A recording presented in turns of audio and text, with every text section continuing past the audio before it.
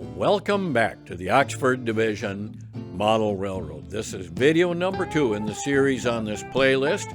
I'm going to give an overview of the neighborhood in Duluth in the 1950s and show all the industries that could be modeled here in the basement.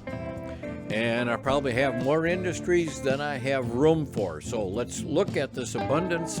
I'll throw in a map, we'll take an overview of it, and then as the video playlist continues, I'll take each industry in succession in detail with Sanborn maps to back up the data.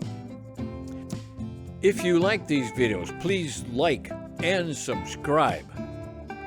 Let's go into it. Let me show the USGS contour maps of Duluth. It so happens that the Library of Congress has them, and it split Duluth in half. Actually went way to the north and way to the south. It's a long stretch.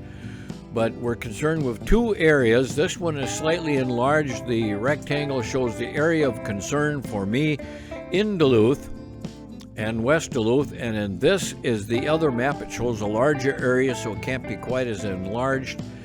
And we are going to use those for reference and go from there.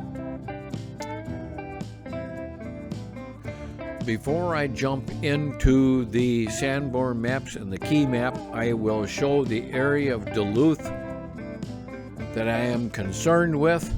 Follow the outline. This will be the rough area of concern and the rough edges that could be modeled on the layout.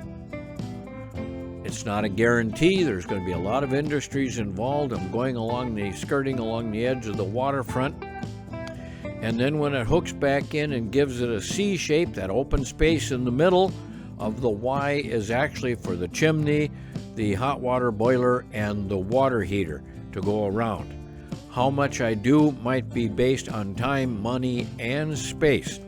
Let's switch to the other USGS map, and again I will show the area of concern. And here's the lower map. Okay, I'm going to outline the areas of concern, the only areas that I will possibly model. Again, you can see that it's a Y shape or a C shape. It's going to include a lot of industries, probably more than I can model or afford.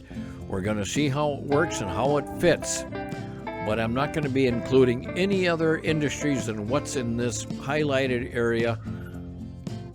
What's in this highlighted area of blue. Those are the only areas of concern that I'm drawing information from.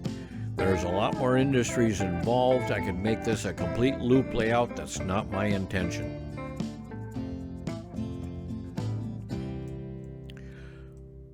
So before I open up the Sanborn map, index map, and show the overview of Duluth, let me show what is also in Duluth as well as Superior in the decade of the 1950s, and that is bridge cranes.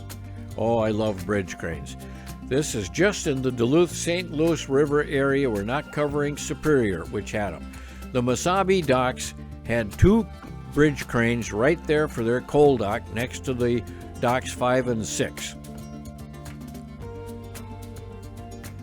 If we go to the other map and look at the other side of the Mesabi docks, we have Hannah Dock number 5. They had one bridge crane there.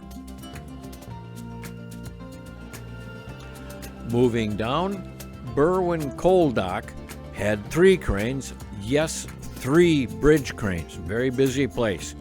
Right next to it, next to US Highway 2, is the Inland Coal Dock with 2 bridge cranes. Next to that is the Carnegie Dock. They had 1 bridge crane. And then next to that is the Zenith Furnace, and they had 2 bridge cranes, of which myself, my brother, and Doug Hove photographed. So there's 11 bridge cranes in this Duluth area in the decade of the 1950s. I'm going to model at least 1 bridge crane. I love bridge cranes.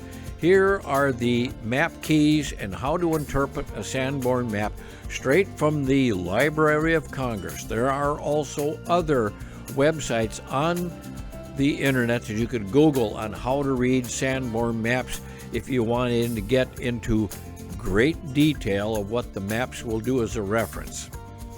Here's the map key for Duluth, the upper area showing downtown Duluth and the Mesabi docks, and then the next map key is upper river farther to the south of the area of concern that I'm doing with. They also had other map keys because Duluth is 30 miles long. So thanks for watching, and we'll get into the list as we go.